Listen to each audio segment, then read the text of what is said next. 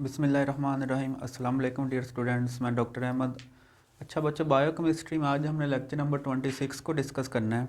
इससे प्रीवियस जो लेक्चर था लेक्चर नंबर 25, उसमें हम विटामिन के की बात कर रहे थे और उस लेक्चर में हमने विटामिन के का इंट्रोडक्शन और उसके फंक्शंस की बात की थी। तो आज हमारा लेक्चर नंबर 26 है। इसमें हमने विटामिन के इफ़ेक्ट्स चेक करने का। अगर विटामिन के हमारी बॉडी में कम होता है तो इससे हमारी बॉडी में क्या असरात आएंगे इससे। ठीक हो गया, तो इसको हम वन बाय वन डिस्कस करते हैं। तो पहला जो इफ़ेक्ट आना है विटामिन के की कमी से, उसको हम कहते हैं हैपोप्रोथ्रम्बिनिया कहते हैं। ठीक है, तो यहाँ पे ना एक टर्म होती है जिसको हम कहते हैं प्रोथ्रम्बन टाइम। प्रोथ्रम्बन टाइम ऐसा टाइम होता है जिसके रिजल्ट में हमारा जो ब्लड है वो जमता है। नॉर्मली जब हमें ब्लीडिंग होती है ना, या कोई एक्सीडेंट हो या माइनर सा कट लगे ब्लड निकलता है, तो उसके बाद जो ब्लड जम जाता है ना, वो जमता है 12 से 15 सेकंड, मतलब ये इसका नॉर्मल टाइम है ब्लड के जमने का। तो ये नॉर्मल प्रोथ्रम्बन टाइम है। ठीक है, लेकिन जब विटामिन के हमारी बॉडी में कम होता है तो ये वाला जो टाइम है ये इंक्रीज़ हो जाता है। ठीक हो गया, तो ये इंक्रीज़ होकर कहाँ तक जा सकता है, ये अप टू 30 सेकंड, मतलब ये 30 सेकंड से भी ज़्यादा तक जा सकता है। कि जहाँ पे नॉर्मल आपका ब्लड 12 से 15 सेकंड में जम रहा है और वो 30 सेकंड या इससे बाद जाके जमेगा, तो ये नुकसान है। ठीक हो गया, तो पहली कंडीशन क्या आएगी, हाइपोप्रोथ्रम्बिनिया। ठीक हो गया कि आप हमारी बॉडी में जो प्रोथ्रम्बन जो टाइम है, ठीक है, वो क्या हो जाएगा, वो प्रोलॉन्ग हो जाएगा। और दूसरी कंडीशन यही है, प्रोलॉन्ग प्रोथ्रम्बन टाइम। नॉर्मल जो टाइम है वो 12 से 15 सेकंड है, लेकिन जब प्रोलॉन्ग होगा तो ये अप टू 30 सेकंड तक चला जाएगा।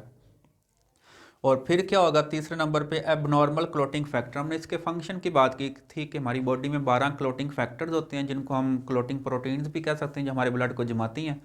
ठीक है, लेकिन उनमें से जो 4 थे, उन 4 क्लोटिंग फैक्टर को विटामिन के बना रहा था। लेकिन जब ये विटामिन के हमारी बॉडी में कम होगा तो ये जो क्लोटिंग फैक्टर्स हैं ये भी क्या हो जाएंगे, ये एबनॉर्मल, या तो ये बनेंगे नहीं, या बनेंगे तो एबनॉर्मल बनेंगे। जब ये एबनॉर्मल बनेंगे तो ये फिर हमारे ब्लड में क्या करेंगे, ब्लड को जमने नहीं देंगे। जब कोई इंटरनल ब्लीडिंग होगी तो ये हमारे लिए क्या होगा, नुकसान का बायस होगा। और विटामिन के क्या कर रहा है, ये हेमरेज को रोकता है, ये इंटरनल ब्लीडिंग को रोकता है। हेमरेज को हम इंटरनल ब्लीडिंग कहते हैं। लेकिन जब विटामिन के ही हमारी बॉडी में कम हो जाएगा तो हमारी बॉडी में किसी भी टाइम ये हेमरेज जो है वो स्टार्ट हो सकती है। जिस तरह कोई एक्सीडेंट होगा तो वो इंटरनल ब्लीडिंग होगी तो वो रुकेगी नहीं और हमें पता भी नहीं चलेगा, तो इसके रिजल्ट में हेमरेज भी हो जाएगी।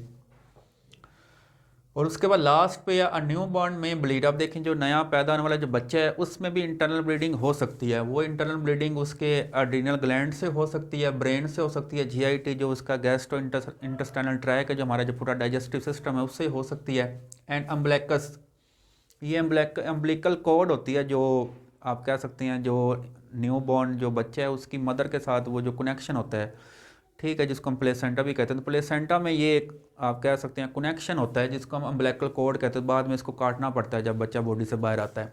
तो इसके दौरान जब हम इसको काटते हैं या इसको हम बाद में टाई करते हैं तो इसके दौरान भी ब्लीडिंग स्टार्ट हो सकती है अगर विटामिन के की कमी है। और लास्ट पे अडल्ट्स में ब्लीड आफ्टर ऑपरेशन। अब देखें जब हम किसी का ऑपरेट करवाते हैं तो ऑपरेट करवाने के बाद ही विटामिन के दिया जाता है। लेकिन अगर आपकी बॉडी विटामिन के कम है तो फिर क्या हो सकता है, जब ऑपरेशन होगा तो उसके बाद आपकी बॉडी में इंटरनल ब्लीडिंग स्टार्ट हो सकती है। तो ये सारे आपकी बॉडी में इफ़ेक्ट्स हैं जो विटामिन के की कमी से आएंगे। अच्छा, उसके बाद एक हमारे पास और चीज़ है, causes of haemorrhage in newborn, के जो नया पैदा होने वाला जो बच्चा है उसमें इंटरनल ब्लीडिंग के कौन सी वजूहात हो सकती हैं। तो उसमें जो पहली वजह है, इनएडिक्वेट इनटेक ऑफ विटामिन के बाय मदर, कि जो मदर है, ठीक है, जब वो प्रेग्नेंट है तो प्रेगनेंसी के दौरान उसने अपनी फूड विटामिन के ही कम खाया है, तो जिसके रिजल्ट में विटामिन के की कमी हुई है तो उसके रिजल्ट में बच्चे में हेमरेज स्टार्ट हो सकती है। या दूसरा इसका काज क्या हो सकता है, congenital absence of E coli bacteria. Congenital का मतलब होता है पैदाइशी, का बच्चा पैदा हुआ तो पैदाइशी उसकी बॉडी के अंदर ये वाले जो ई कुलाई बैक्टीरिया थे ये कम थे, क्योंकि ई कुलाई बैक्टीरिया हमारी इंटेस्टाइन के अंदर मौजूद होते हैं, ये वहाँ पे विटामिन के बनाते हैं। लेकिन अगर उस बच्चे के अंदर ये ई कुलाई बैक्टीरिया ही नहीं है तो विटामिन के नहीं बनेगा। तो विटामिन के नहीं बनेगा, उस बच्चे में हेमरेज या इंटरनल ब्लीडिंग स्टार्ट हो जाएगी। और फिर उसके बाद है लेस परमिएबिलिटी ऑफ प्लेसेंटा। ये जो तीर का निशान नीचे को शो किया हुआ, ये इसका मतलब है डिक्रीज़, कि प्लेसेंटा एक टेम्परेरी ऑर्गन होता है जिसके अंदर सारी बच्चे की डेवलपमेंट हो रही होती है। तो ये प्लेसेंटा भी विटामिन के को एब्जॉर्ब करता है मदर के ब्लड से।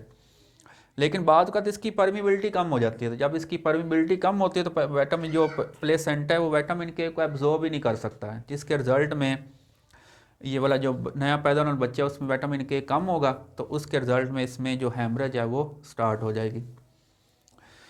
उसके बाद विटामिन के ना कुछ ऐसी मेडिसिन हम यूज़ करते हैं जो विटामिन के उल्ट काम करती हैं, इनको हम कहते हैं एंटागोनिस्टिक। एंटागोनिस्टिक का मतलब होता है उल्ट काम करने वाला, कि विटामिन के एंटागोनिस्टिक कौन से हैं? ये 3 मेडिसिन है जो हम यूज़ करते हैं। एक को हम कहते हैं हेपरिन। अब देखें, ये जो हम ब्लड देते हैं किसी दूसरे बंदे को, तो वो जो ब्लड ड्रिप होती है जिसके अंदर हम ब्लड डालते हैं, तो उसके अंदर पहले हम एक केमिकल डालते हैं और उस केमिकल का नाम होता है हेपरिन। क्योंकि हेपरिन क्या है? ये एंटी कोएगुलेंट एजेंट है। विटामिन के क्या? ये कोएगुलेंट एजेंट है जिसने ब्लड को जमाना है, लेकिन हेपरिन का ये एंटी कोएगुलेंट है जो ब्लड को जमने नहीं देता। अब देखें, उस जब ड्रिप के अंदर हम वो ब्लड डालते हैं तो उस वहाँ पे ब्लड जमता ही नहीं है पैकेट के अंदर, ठीक है। तो हेपरिन है, और दूसरा है वारफेरन है, और तीसरा ये डेकोमिरोल। तो ये 3 है जो विटामिन के उल्ट काम कर रहे हैं। और लास्ट पे अगर विटामिन के की टॉक्सिसिटी हो जाती है हमारी बॉडी में, तो इससे क्या नुकसान होगा? तो इससे क्या होगा? हीमोलिटिक अनीमिया, ठीक है। क्योंकि विटामिन के क्या कर रहा है? ये ब्लड को जमा रहा है, लेकिन जब इसकी टॉक्सिसिटी होगी तो वो जो आरबीसी हैं वो टूटना शुरू हो जाएंगे, हमारी बॉडी में वो जो ब्लड है वो कम हो जाएगा। उसके बाद एक और कंडीशन है कर्नेक्टस इन इन्फेंट, के जो पैदा होने वाले जो बच्चे हैं, जो नया बच्चा पैदा, उसमें ये भी ना जॉन्डिस से मिलती जुलती कंडीशन होती है। जब वो ब्लड की कमी होती है तो जो स्किन होती है वो सारी येलो हो जाती है, जिसको हम जॉन्डिस कहते हैं, ठीक है। तो ये बिल्कुल वही कंडीशन है जो बच्चों में पैदा हो जाएगी। फिर रेस्टलेसनेस, ठीक है, बच्चे को सुकून नहीं आएगा, इरिटेबिलिटी, ठीक है। तो ये भी कंडीशन, उसमें लगातार उसके जो मसल हैं वो बार बार कॉन्ट्रैक्शन करेंगे, ठीक है, चैन से वो सो नहीं सकेगा। और लास्ट पे मेंटल रिटार्डेशन, उस बच्चे का जो ब्रेन डेवलपमेंट है वो भी सही नहीं होगी, ठीक है। और बच्चा दिमागी तौर पे भी क्या होगा? कमज़ोर होगा। अच्छा बच्चों, ये था हमारा आज का लेक्चर। उम्मीद करता हूँ मेरा लेक्चर आपको अच्छे समझ आया होगा।